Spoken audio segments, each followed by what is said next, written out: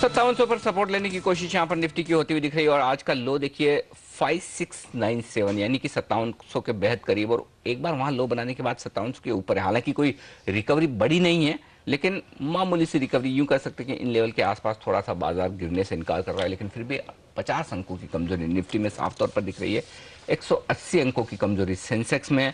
Stocks जबरदस्त action में, तेजी की तरफ भी मंदी की तरफ भी, लेकिन क्योंकि कई सारे फैक्टर्स हैं जो बाजार के डायरेक्शन को प्रभावित कर रहे हैं, तेजी और मंदी दोनों ही तरफ। इन सब पर बातचीत करते हैं, आगे के डायरेक्शन के बारे में राय लेते हैं। हमारे साथ Canara HSBC OBC life insurance की chief investment officer Ritu Arora कार्यक्रम में शामिल हो रही है। रितु, गुड मॉर्निंग, स्वागत है आपका CNBC आवाज पर।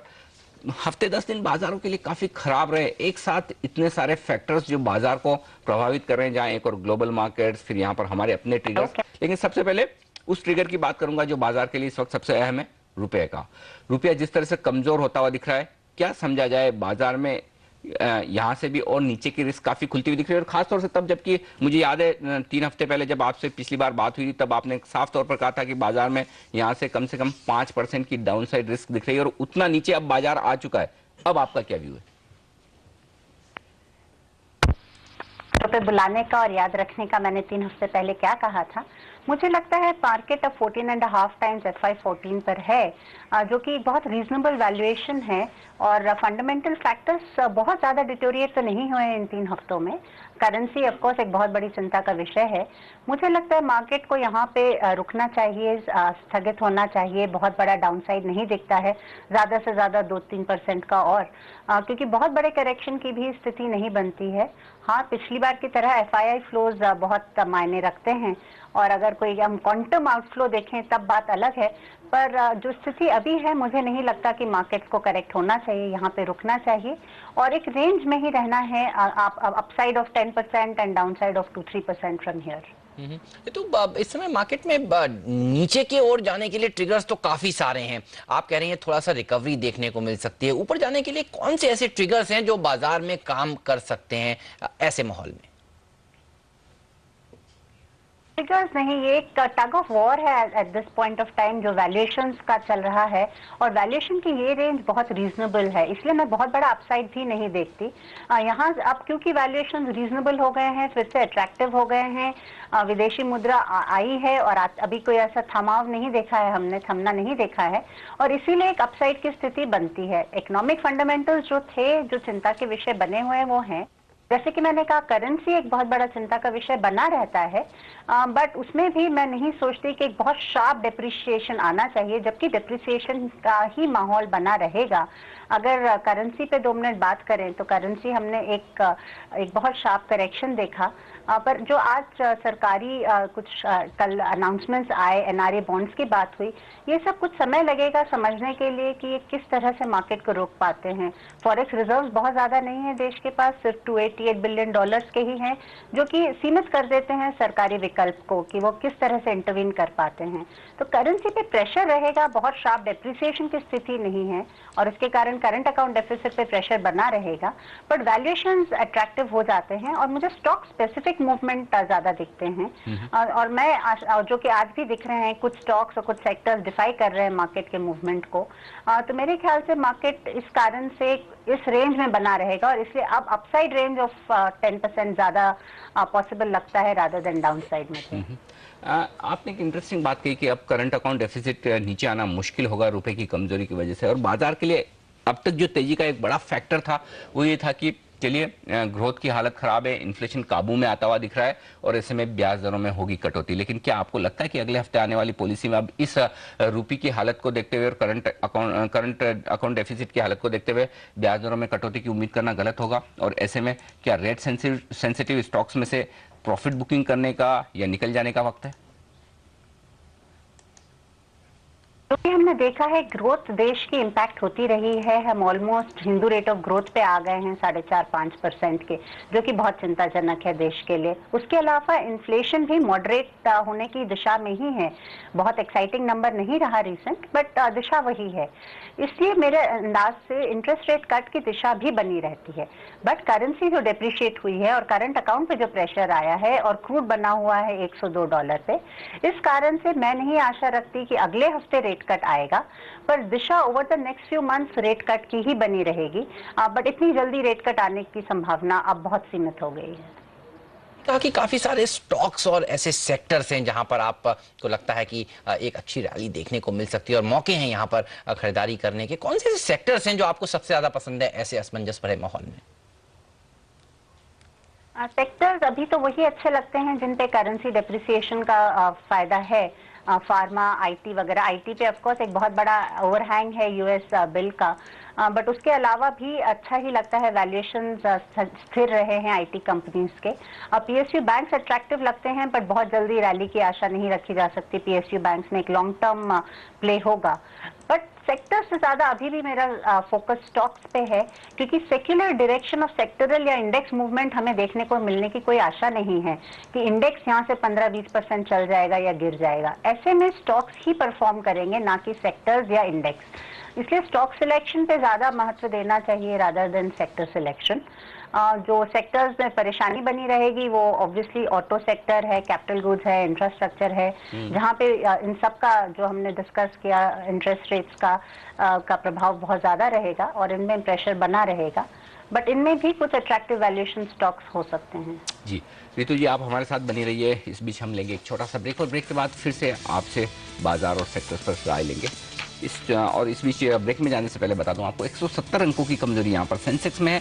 निफ्टी 45 अंक कमजोर, मिड कैप इंडेक्स में 1% की गिरावट। सेलेक्टिवली थोड़ी बहुत यहाँ पर खरीदारी आती हुई दिख रही है, लेकिन कई स्टॉक्स है जो बड़े एक्शन दिखाते हुए लौटेंगे। ब्रेक के बाद बने रहिए हमारे साथ।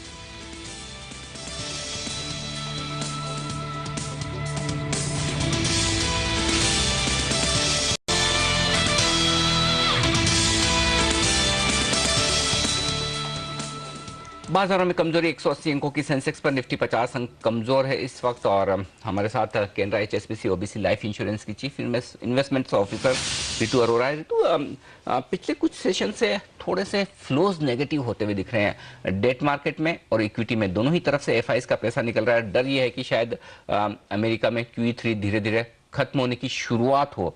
क्या कहीं लिक्विडिटी पर आपको प्रेशर आता हुआ नजर आ रहा है, और जो अब तक तेजी इस लिक्विडिटी की वजह से हुई थी उस पर सवाल उठ रहे हैं?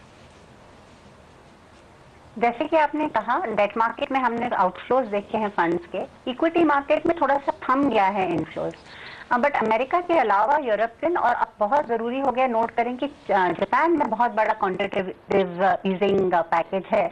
तो इन जनरल इंटरनेशनल मार्केट में लिक्विडिटी की सिचुएशन कम हो जाएगी ऐसा मुझे नहीं लगता। लिक्विडिटी बनी रहेगी पूरे साल। जापानीज इकोनॉमी विश्व की तीसरी बड़ी इकोनॉमी है और वहाँ पे एबेनॉमिक्स जैसे कहा जाता है, नए प्राइम मिनिस्टर ने बहुत कंसर्टेड एफर्ट्स किए हैं जापान को रिवाइव करने के। और जो यूएस में थोड़ा सा थमना होगा ईजिंग का और लिक्विडिटी जनरेशन का, वो जापान से जनरेट होगा। और जापान, अगर आपको याद हो, कुछ साल पहले तक बहुत बड़ा इन्वेस्टर होता था इंडियन स्टॉक मार्केट में। येन कैरी ट्रेड बहुत पॉपुलर हुआ करते थे। तो लिक्विडिटी की स्थिति यूएस से हो सकता है थोड़ी सी कमजोर हो, बट ग्लोबल लिक्विडिटी बनी रहेगी और इंडिया रीजनेबल वैल्यूएशन पे है और इसलिए फंड्स अट्रैक्ट करता रहेगा। बहुत बड़ा प्रभाव बना रहे वो कहना मुश्किल है, क्योंकि हमने अनप्रेसिडेंटेड फ्लोज देखे हैं पिछले कुछ महीनों में अपने देश में, जो कि पहले कभी नहीं हुए थे। उस तरह का प्रभाव ना रहे, पर फ्लोज बने रहेंगे, मेरा अंदाज है।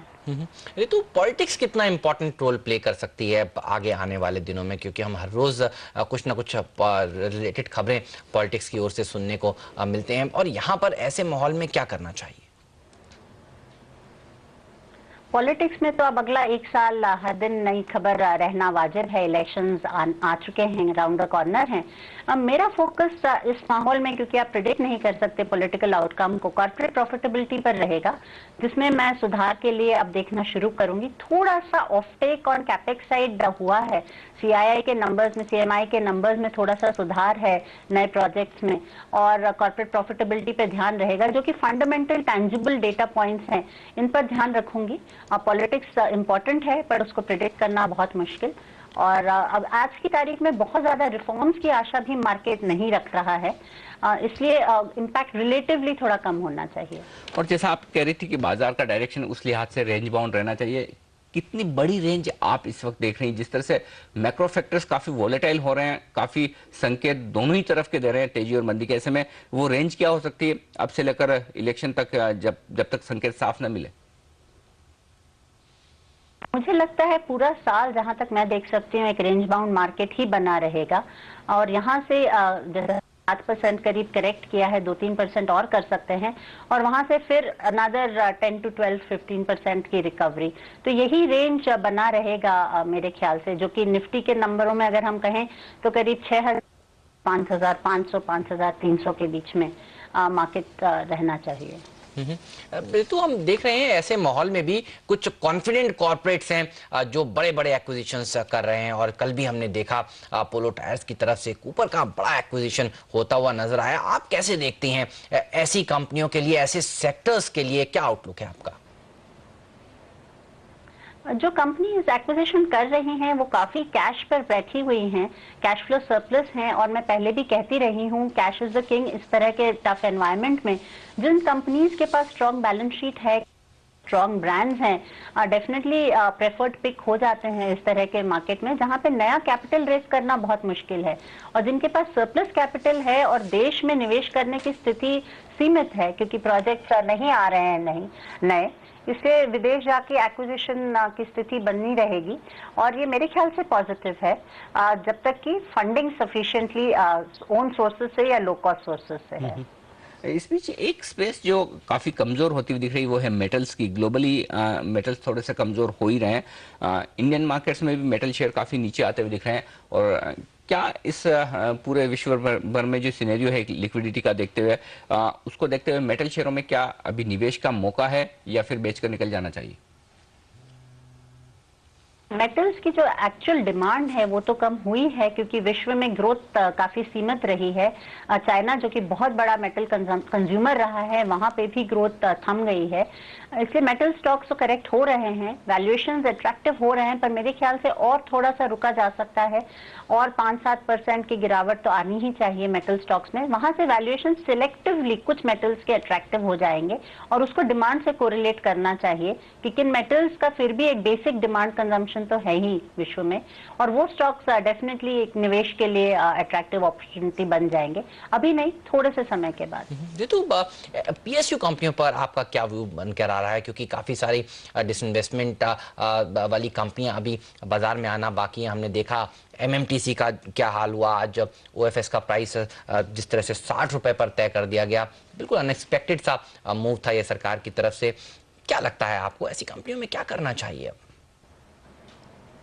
मेरे ख्याल से पीएसयू कंपनीज को हर एक को अलग से इवैल्यूएट करना पड़ेगा, एक ग्रुप में बंच करना बहुत मुश्किल है क्योंकि सबकी हालत बहुत अलग है और प्राइसिंग में काफी एडहॉकिज्म हो रहा है।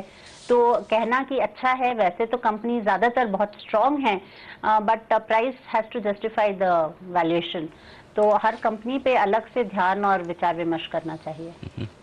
ऋतु जी बहुत बहुत शुक्रिया आपका सिडनी से आवाज के लिए आज वक्त निकालकर बाजार और सारे सेक्टर्स पर अपनी राय देने के लिए।